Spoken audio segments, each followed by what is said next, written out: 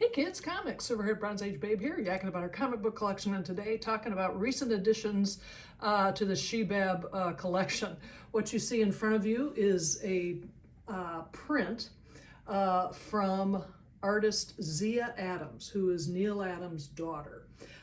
She is a tremendously talented artist. I've purchased now a few things from her, and I've also got another commission that's in the works, and I'm delighted to do it.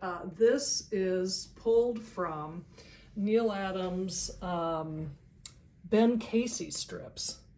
And what they did was included the original, a scan of the original strip that Zia identified and pulled out and did a pop art homage to. There it is. And what are you gonna do about it? Well, in this case, I'm going to frame it and hang it on the wall. That's what I'm going to do with it. I love it. The colors are absolutely amazing.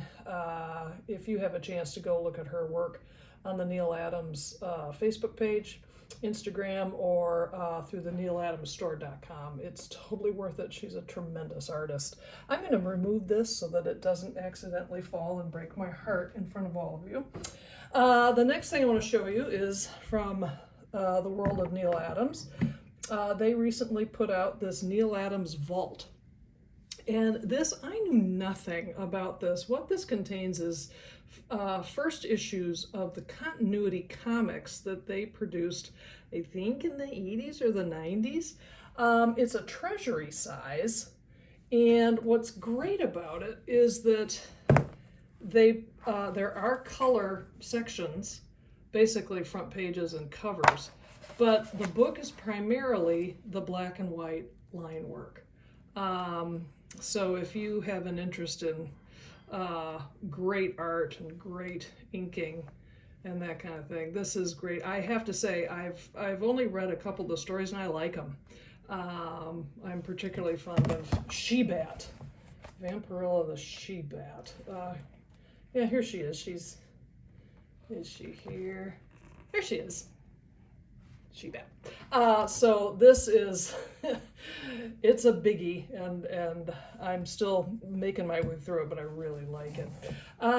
This is a book that is heavy and has been on my radar for a while. It's called We Spoke Out, Comic Books and the Holocaust.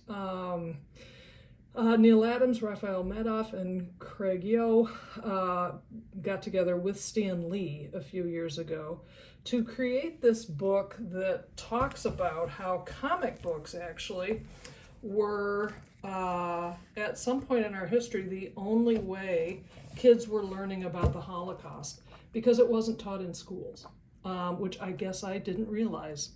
And so, given the times that we live in now, this book makes all the more sense, and I think it's a really important book. And in some senses, it's hard to read, but it's worth it. I found this relatively cheap, I think, on the internets, and I'm really glad I have it. I think it's an important book. Now here's something that's not necessarily important, but I really like it.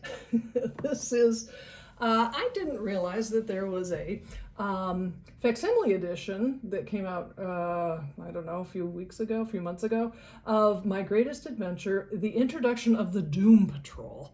I love the original Doom Patrol.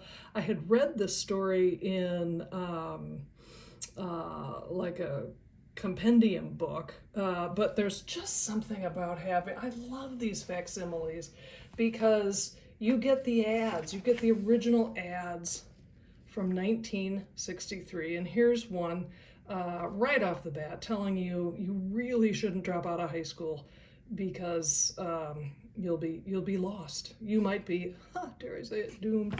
But the Doom Patrol is just all-time favorite old comic book series that I found a few years ago, and I absolutely adore it. So to have this facsimile of the first appearance of the Doom Patrol is terrific.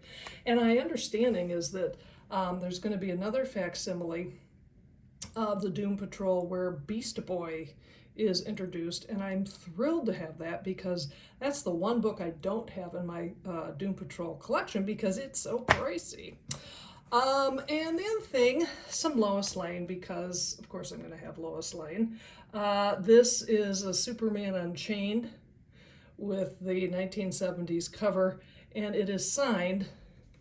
I cannot tell that that's a signature from the artist, but this beautiful witness of signature certificate tells me it's true. I don't know. I even think that's worth the $7 I paid for this thing, but I get a kick out of it. And finally, I've been adding to my Lois Lane high grade original book collection. If I can find them, I want them. I think these covers are so cheerful and so colorful, and I have reader copies of everything, and they're ratty as heck. So I am spending some time and effort to obtain some higher grade copies of these beloved books, and I'm having a ball doing it. So there you go. That is my wee little haul. Have a happy Thanksgiving season, and I'll see you next time.